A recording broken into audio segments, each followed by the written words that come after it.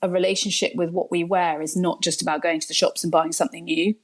That is the really key essence of what the business is about. It's the e-commerce master plan podcast, here to help you solve your marketing problems and grow your e-commerce business. Cutting through the hype to bring you inspiration and advice from the e-commerce sector and beyond. Here's your host, Chloe Thomas. Hello and welcome. It's great to have you here. Thank you for hitting play and choosing to listen to one of our inspiring guests. Before we get into today's episode, one of the members of my e-commerce club recently said she's a little addicted to listening to this show on her drive to her hair salon. So hello, Natalie Page from omgbeautyproducts.com. Please don't crash, but thanks so much for being a part of the club and thank you for listening as well. Love to do a surprise shout out every now and then for the listeners. So Natalie, hope you appreciate that one. And we have a fascinating episode coming up for you today. As many of you know, I'm a little bit obsessed with how we as businesses can help consumers to make more sustainable decisions, to help them get past that paralyzing confusion of what we're all supposed to do. And how, if we do that help process, we will win a customer for life. We will build a better relationship with our customers. And how we go about talking about our sustainability, the ways in which we should be looking to become more sustainable. So it's a huge pleasure to have today's guest on. She's only a year into her e-commerce business, but she's been helping e-commerce brands and other businesses become more sustainable and talk about their sustainability for over 2 decades. Yeah, she was in early. And she's going to be sharing the lessons learned from the first year, which has mainly been about learning, about the different things she's found that are working in the fashion space, how consumers are responding to it, and she's got some brilliant top tips coming up for you as well. So whether you're in fashion or whether you're in another sector, I highly recommend listening to this one because I challenge you not to come away with some really good nuggets and ideas by the time you get to the end of the episode. So make sure you listen right to the end to get those brilliant top tips from my guest, as well as my own take on this episode. Are you part of the free Chloe's e-commerce club? Why not? It's my free online club where the whole e-commerce master plan audience can come together. It's all about helping you improve your e-commerce business, solving your marketing challenges, getting advice from other retailers who are facing the same challenges as you right now.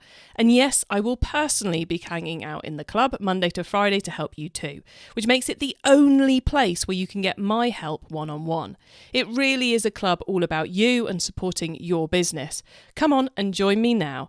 Just go to ecmp.info/club. It's totally free to join. So come on, join me and hundreds of our listeners at ecmp.info/club. Do you, like me, have a bit of a software tools habit? Well, I love a good tool and the impact it can have on my business. For me, a good tool is one that solves a problem we have, that can save me and my team time, that improves performance, and where the price is 100% worth it. That's why I've always got an eye on the latest tools to appear on AppSumo. Not heard of it? AppSumo is a site where you can buy key software tools for your business once and own them forever. For example, we use a tool I bought from AppSumo in 2020 for $49 to schedule all our Twitter, LinkedIn and Facebook posts. In fact, whilst creating and promoting this very episode, me and the team will have used at least 10 tools I've bought from AppSumo. I'm a big fan. So go on, check out what's on offer right now by going to ecmp.info/AppSumo. That's ecmp.info/APPSUMO. And I bet you'll find a brilliant solution for at least one of your problems. Go to ecmp.info/AppSumo. And now to introduce our special guest. Lucie Harrild is the founder of comhla, a new style of one-stop shop for more sustainable fashion.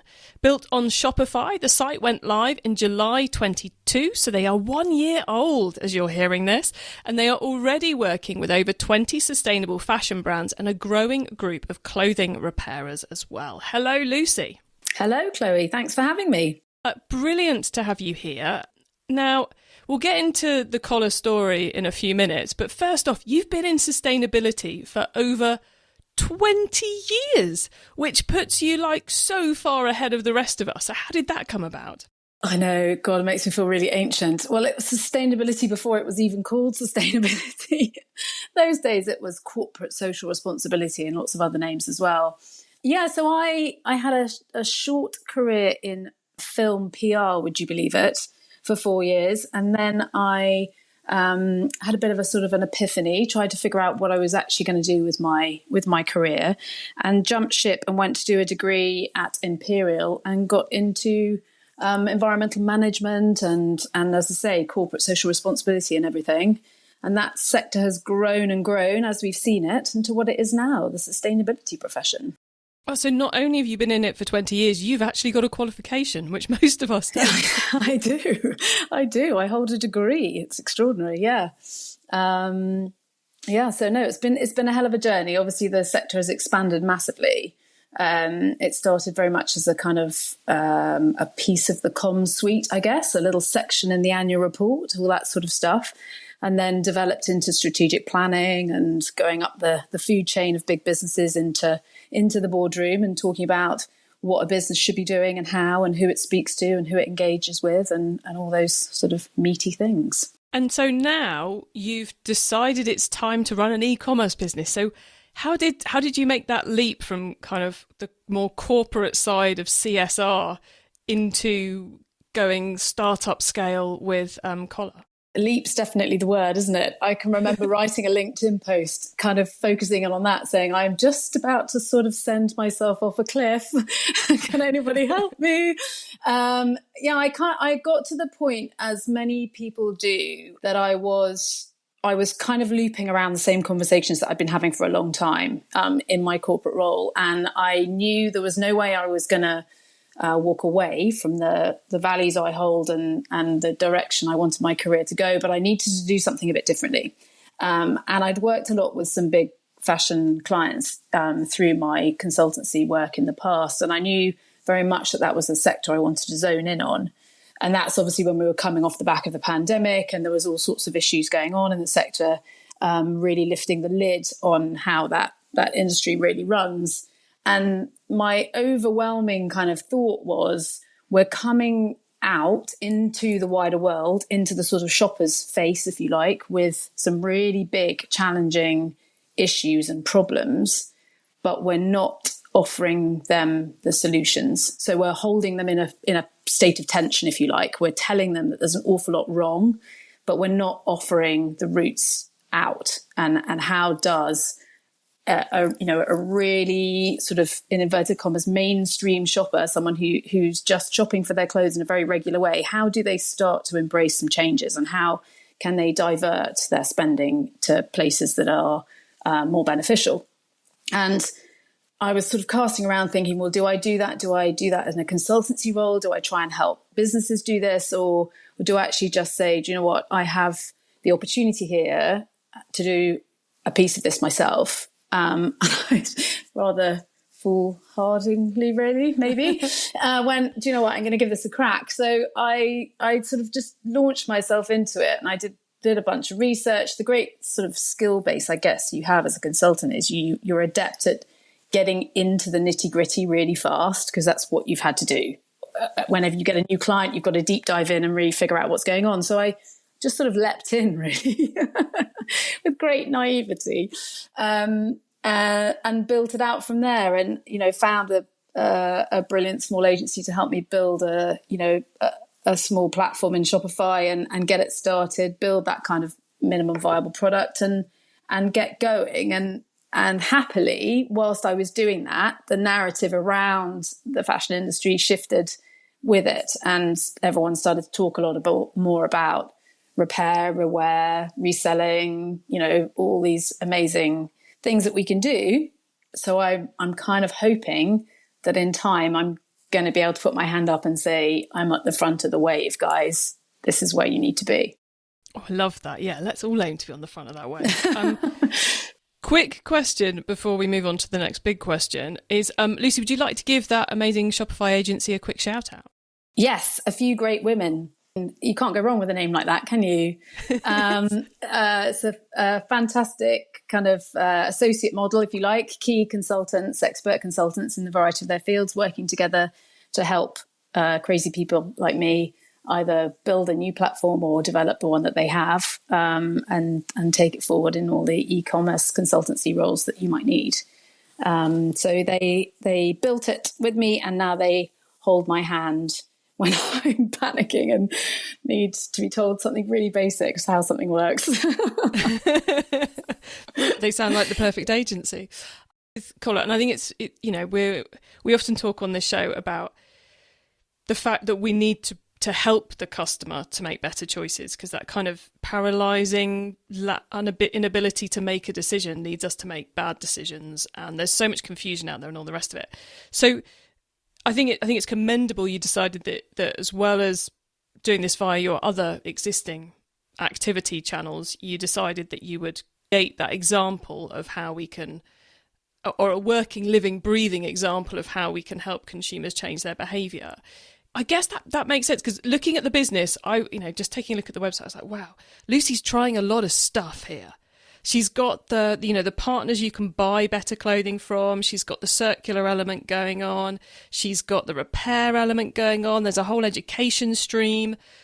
So you're clearly, and events, let's not forget events as well. So you're clearly been testing a lot of stuff over this first year, which I doubt is long enough to have made any decisions about things you're definitely doing or definitely getting rid of. But was that kind of testing and trying out method part of your plan for this beginning of the business? Yeah, most definitely. I think I found it really challenging to continually pitch off a spreadsheet and off a PDF, if you like. I was jumping onto calls with people and explaining this idea, and people would nod and go, yeah, I completely see where you're coming from, but like, what the hell does that look like? I was like, well, exactly. What does it look like? So I decided to kind of get a site out as early as I most possibly could, and I'm enormously grateful to those sort of early brands who took the leap with me and said, yeah, fine, we'll appear on it.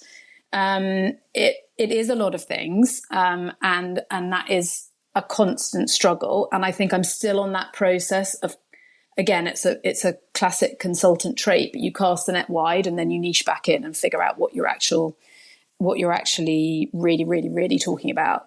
I think the element of, we need to lean into the fact that a relationship with what we wear is not just about going to the shops and buying something new. That is the really key essence of what the business is about. And so it always will have quite a lot going on. It always will have the buy well, mend, extend mantra, the mix of new with repair, with upcycling, with buying and selling pre-loved, because that's what it's all about. It's all about demonstrating those behavior changes, I suppose. And really key for me is demonstrating how beautiful they are. The world of sustainable fashion is not dressing in sackcloth and giving up your natural style and all those cultural references and personal confidence and joyfulness that clothes bring. It's about still doing all that stuff, but just doing it differently. So yes, it is a lot of things going on. I think, to your point of like testing lots of different things, doing pop-ups, all that sort of stuff. I am on the cusp of opening a small bricks and mortar shop. And I think that is basically the kind of the results of my test, which is once I'm in front of somebody, it's so much easier to see what lands with them and see the sense it makes. And actually people get it very, very quickly. And that's really where the success has resided. And I think then being able to use that real space as a platform for the online marketing and the socials and all that kind of stuff is going to be the most powerful route for me. It is a difficult, because there isn't a playbook, because it's not done like this, and because you're trying to both learn new business models as well as tell the story of doing something differently.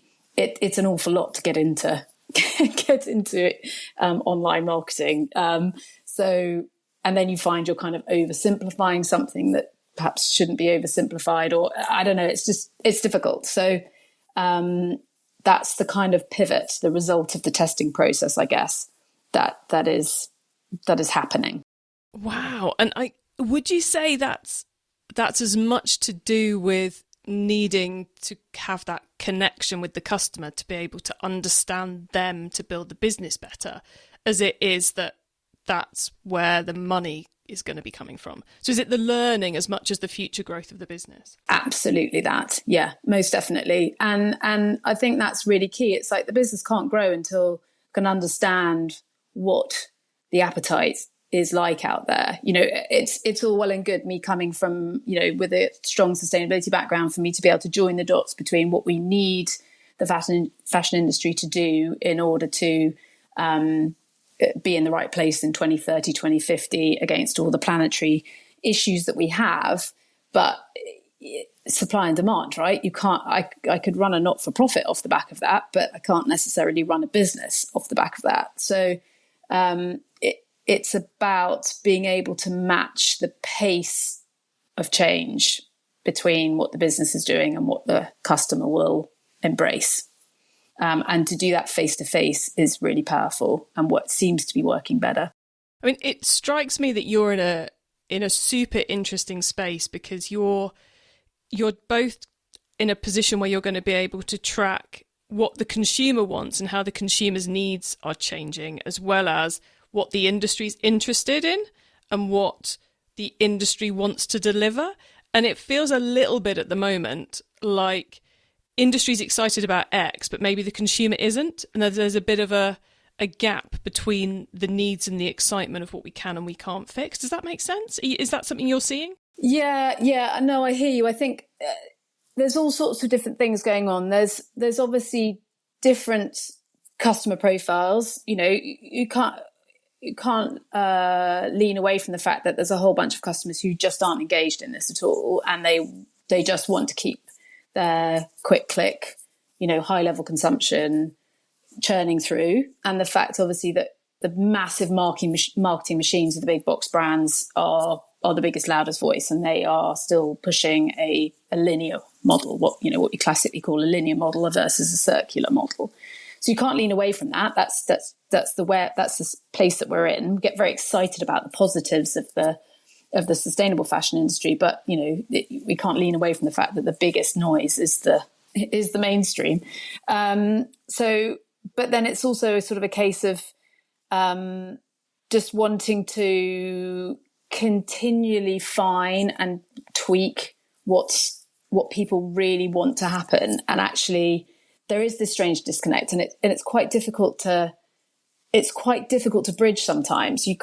I think you kind of really need that face-to-face contact to really figure it out, because people come up with so many different takes and issues, and trying to sort of mold that into a really meaningful and sort of inspirational marketing strategy is really, really difficult. Trying to find that niche, because we're not going to, you can niche into the green consumer, as it were, but we're not going to drive enough change, or I'm not going to unearth those amazing nuggets of information that play back into the broader industry, which is what I would really love to do.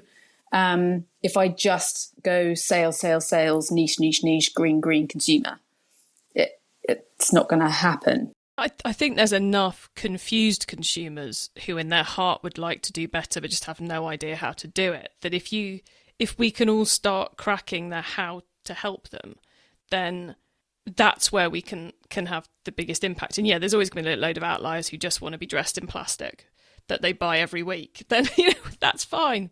You stay over there. The rest of us will get on with it. But with these conversations you're having with consumers, are you finding, because my hypothesis within all of this is that if we can help the consumer make the better decisions, so help them deal with their uncertainty. Should I care about water? Is plastic bags bad? Should I buy second hand? If I buy something great that's made of silk or cotton that I wear for 10 years, is that okay? All these, these kind of crazy stuff that's going through our head. If we can help a consumer make a good decision around that, is that what they want us to be doing for them at the moment? Or do they just want us to change our packaging from plastic to cardboard? I'd say the former now. I think we're all this stuff's moving really quickly, but I do think we're moving through a time of just sort of awareness, if you like. I think the awareness button has already been pressed, and people, even if they don't go down to the detail, they don't know, the kind of relative difference between a water impact and a carbon impact, or they're kind of like, I get it. I get the fact that polyester is bad. I get the fact it's better to be in natural fibers. I get the fact that, we shouldn't be putting our clothes in the bin. There are sort of some key points that people are comfortable with. And I also find that to a degree, people don't really want to go further than that. We all have so much going on in our lives that actually it's sort of overload. And unless you are, passionately interested and, really intrigued by it, and it's something you want to do a deep dive into, the other stuff that you have to deal with in life takes up plenty enough of your headspace. So I think it is helpful for people to have a bit of choice editing now, have that sort of, we just don't stock that, so you just don't need to worry about it. And you can come here and enjoy what you like and what you enjoy. But on the flip side, I think people also, they want to be able to have the choice to engage with more detail if they're ready and if they have time to do it. So I think it's about making things accessible and making that journey easy for them, so they can almost like, in a document you do like the short read and the long read, or it's that sort of piece. It's like if they just pop in and out, they need to feel comfortable that stuff is covered and feel reassured. But if they want to know more, there needs to be the routes for them to go and find it. And I think the key thing is it needs to really go back to the joy and the inspiration and the aspiration of it. I think for too long, in many ways, in many parts of the sustainability world, we've sort of stayed in this zone of, well, if I give them this huge, amazing fact that is mind-blowing and terrible, of course they're going to change their mind. Not so much. It's like, we've been doing that for a long time now, and it's moved a certain percentage of the population, but we've not gone over the tipping point, because, as I said, there's a hell of a lot of other stuff going on in people's lives. So I think a bit of choice editing is great. That reassurance of things being covered and that ability to go and find more information if they want to. But actually, a lot of people want to go back to the inspiration, the aspiration, the joy, and just, I can do this and still follow my style, still really enjoy what I'm doing, still, not feel like I'm having something taken away from me or a sense of lack. It's fun, it's good, it's positive. And by the way, we've taken the negatives out for you. I think that's what people want to hear. E-commerce Master Plan is supported by some of the greatest companies in the e-commerce sector. Here's a reminder of who they are. Are you part of the free Chloe's e-commerce club? Why not? It's my free online club where the whole e-commerce master plan audience can come together. It's all about helping you improve your e-commerce business, solving your marketing challenges, getting advice from other retailers who are facing the same challenges as you right now. And yes, I will personally be hanging out in the club Monday to Friday to help you too, which makes it the only place where you can get my help one-on-one. It really is a club all about you and supporting your business. Come on and join me now. Just go to ecmp.info/club. It's totally free to join. So come on, join me and hundreds of our listeners at ecmp.info/club. Do you, like me, have a bit of a software tools habit? Well, I love a good tool and the impact it can have on my business. For me, a good tool is one that solves a problem we have, that can save me and my team time, that improves performance, and where the price is 100% worth it. That's why I've always got an eye on the latest tools to appear on AppSumo. Not heard of it? AppSumo is a site where you can buy key software tools for your business once and own them forever. For example, we use a tool I bought from AppSumo in 2020 for $49 to schedule all our Twitter, LinkedIn and Facebook posts.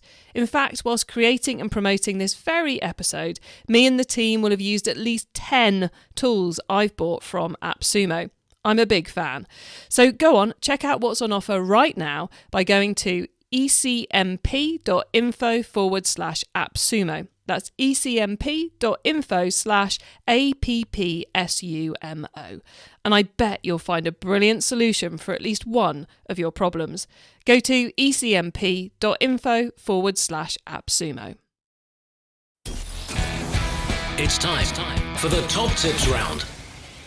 Okay, I love this section because it gives me and our listeners some really quick ideas for taking our business to the next level. Lucie, my mind is still spinning from the answer you gave us before the top tips because you packed so much into that. But are you ready for the top tips? Yes, I think so. I have to self-limit, but I'm here. Yeah, audience, just so you know, Lucie is a regular listener. And she was telling me before we hit record that she's really struggled to reduce these to one answer per tip. So I suspect you might be about to get quite a lot of advice here. Okay, Lucie, first up then, as you know, is the book top tip. If everyone listening to this podcast agreed to take Friday off and read a book to make their business better, which book or books would you recommend? Right. So the brilliant thing about the pandemic was that everybody wrote a book, right? So there are just so many amazing books out there at the moment about sustainability and in fashion. But I've actually gone one book, one report, if that's okay. So the book is The Solutionists, How Businesses Can Fix the Future by Solitaire Townsend. It's quite a recent publication. And the lovely thing about this book is, as the title suggests, it's all about moving forward into solutions. So over the last years, we've talked a lot about the problems and the impacts in sustainable business, but now it's about, well, what do we do about it? And the great thing about this book is it plays into what kind of personality type you are, what your skills are, how you can get involved. So it covers all sorts of different areas, fashion included, but not only just fashion. And it's one of those books that can hopefully fire people up to look at their own job, their own world, their own sector, and do it differently. So that's my top tip for a book. Loving that. I've not heard of that one, so I'm going to have to go and add it to a wish list. What's the report you're going to recommend us, Lucie? The report has just come out from the UN and it is called the Sustainable Fashion Communication Playbook. And this is a brilliant document that essentially gives anybody working in fashion the kind of framework, the tips, the checklists, the reasons to look at their communications, their marketing, their PR, their events, their socials, everything about communicating sustainable fashion or communicating fashion more sustainably. So it's just a brilliant resource where everyone for the last few years has been shouting about the challenges and the problems, but there hasn't really been tools for people to get a hold of to move forward. This is the report to do it. So anybody working in any kind of role in the fashion world, I recommend reading this. I love that that hot off the press report. I think we put it out in one of our email newsletters at the beginning of the month. And as we record this, I've still only flicked through it. But I am hoping by the time everyone's hearing this, I will have read it too. Because it's a phenomenal piece of work from the UN and quite awesome that they've produced that, I think. So thank you so much for that one.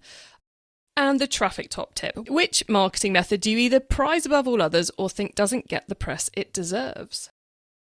So we do really well on our email, send outs. We are kind of over 70% opening rate and about 55% click through. So we love that. And we are also really big on Pinterest, love Pinterest, and love the sort of ability to engage people on the topics as well as on the products. So I think, people, it feels like more of a calm social space, doesn't it? Pinterest, less sort of anxiety driven. So that works really well for us. We have really good click-through rates on that too. Nice. Loving that. 2 organic channels as well. tool top tip, maybe a collaboration tool, a social media plugin, a phone app, or just a way of working. Is there a cool little tool you use that's making you and your team more efficient from day to day? Well, being mega newbie to this world, I'm probably not going to come out with anything that others won't already use. But I mean, we just live on Canva really, and team share on there, and lots of collaborative work going on within that zone. I think from a more kind of broader sustainable business side of things, it's geeky for us. It's about tracking carbon footprints and getting brilliant top tips about how you can shift that and change that. So those would be the two tools that we like the most, I think. And how are you tracking your carbon footprints? At the moment, we are tracking Collah's own, if you like, scope 1 footprint. So the energy that we use, and we can happily keep that very low in the way that the business is set up. But stage 2 now is to look at our ecosystem. So look at the energy usage of the brands, the footprints of the kind of network itself, the footprint of our comms, the footprint of putting ads out, all those kinds of things, and start to look at it really holistically. So it looks more scary, but then it's more realistic in terms of how you halve it by 2030 and net zero it by 2050. Just stick those goals in there for everyone. Yeah, step by step, take it step by step. Yeah. Again, finally, the carbon top tip. What's your favourite way to reduce the carbon footprint of an e-commerce store? I think it has to be about the advertising and about the marketing, because that really is the biggest kind of hidden carbon footprint, I would say. So I think it's still a huge learning area, but I think it's the area that people will push away for as long as possible. And then once we can actually start to get a handle on what that is, then you're looking at a more holistic footprint for an e-commerce store. It's the most challenging for sure. And I haven't got a handle on ours. So I'm definitely, not saying there's an easy route to fix that, but I think that's my biggest tip for people to focus on. And the good news, that's one of those areas that a lot of marketing agencies and marketing analytics companies seem to be trying to work out how to do for us. So before anyone starts dreaming up an incredibly complex spreadsheet and doing a huge amount of research into all the different elements of their marketing, there are people working on that for you. And there's a couple of solutions in beta, I think, at the moment. So as is so often the case with sustainability, you find something really hard to do, and then someone solves the problem for you. Love that piece of advice. So Lucie, before we say goodbye, could you please let the listeners know where they can find you and your business on the web and social, please? Yes, so our website is www.comhla.co.uk. We are on Instagram at collar_fashion. We are on Pinterest and Facebook with the same addresses. And we would absolutely love you to sign up to our email newsletters, because that's the place we love to be the most. Excellent. And it sounds like we're going to learn an awful lot as consumers and as marketers if we do that. So definitely worth doing. Lucie, thank you so much for being on the E-commerce Masterplan podcast, for being so generous sharing your experience with us. It's been an utter pleasure catching up with you. Thank you very much indeed for having me. It's been great. So whether you're a fashion retailer or a normal retailer, I think Lucie's thoughts there should have given you plenty to think about, especially, well, there's a whole load of good stuff in the top tips, but also her last answer before we went to the top tips around how we can best help consumers to buy from us and to make better decisions. I thought that was a fascinating set of insights she's picked up over the last 12 months. And the other key thing to tell you before I go into the next bit of the episode is I mentioned in the top tips that there's loads of people creating tools to help you measure the carbon impact of your marketing. Well, one of those we had on the podcast even earlier this year was Jay Cowell talking about how to take a more sustainable approach to your marketing, and she's talking about tracking it and various bits and pieces. So that's episode 45. And we had another one on keep optimizing earlier this year during Attribution Month, which I will make sure we add into the show notes of this episode for you as well. So loads of stuff to help you do that. Don't let that feel overwhelming. It's a lot easier to do than you think. To get your hands on all those notes from this episode, including the top tips and links to all the different stuff we mentioned, you can go to ecommercemasterplan.com or use our short link ecmp.info/ whatever the number of this episode is. Put that into the URL bar and you'll go straight to the correct page of the website. Save yourself a couple of clicks. When you get to the website, make sure you add yourself to our email list so you don't miss out on any of the things I share to help you improve your business. So if you're on our email list, about 4 weeks ago, you would have got me telling you to go and download that Sustainability Fashion Communication Report from the UN, which, if you're in fashion, is an absolute must read. If you're not in the fashion sector, then it's a kind of like a flick through and take some good bits from it, because there's a load of stuff in that report. And as I said, I am working my way through it at the moment. Now, if you want more on fashion, then have a look at ecmp.info/fashion, where you will find all our fashion episodes. Simple as that. If you want to go and binge on me talking fashion to our guests, ecmp.info/fashion. Thank you for tuning into this and every episode of the E-commerce Master Plan podcast. I mentioned earlier in those top tips about how if you think something's really, really, really, really, really, really tough to work out in the sustainability space, sooner or later someone will solve the problem for you. And that's what's happened with tracking the carbon and offsetting the carbon that's created by us making these podcasts and you listening to these podcasts. That's been done for me by an amazing product called Carbon Positive. Loving the name. So you are listening carbon guilt free to all the podcast episodes we put out. So thank you so much to Carbon Positive for making that possible. Finally, I bring you a new interview every week because I want to inspire and help e-commerce business owners like you to succeed and thrive with your businesses, including becoming more sustainable. So if you know someone this show can help, please, please, please tell them to listen to the E-commerce Master Plan podcast. I hope you have a brilliant week and never forget to keep optimizing your business. Thank you for listening to the E-commerce Master Plan podcast. Find out more at ecommercemasterplan.com/podcast.